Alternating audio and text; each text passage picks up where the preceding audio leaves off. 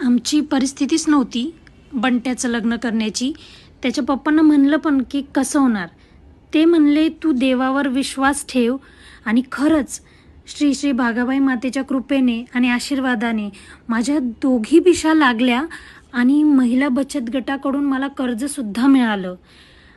आणि त्या रकमेतूनच हे कार्य उभं राहिलेलं आहे. आणि हे गड्यांनो, काही चूकभूल झाली असेल तुमच्या या गरीब बहिणीकडून तर माफ करा. आमच्या घरची चटणी भाकरीसुद्धा तुम्ही लोकांनी गोड मानून घेतली आणि इतक्या पावसातसुद्धा हंडे गुंडे बादल्यांचा आहेर घेऊन येण्याचे कष्ट तुम्ही लोकांनी केले. त्याबद्दल मी तुमची आभारी आहे. जी भरके, थँक्यू. आता कळण्याची भाकरी भारी होती. मीच टाकली होती. पिठलं पण भारी. मीच बनवलं होतं.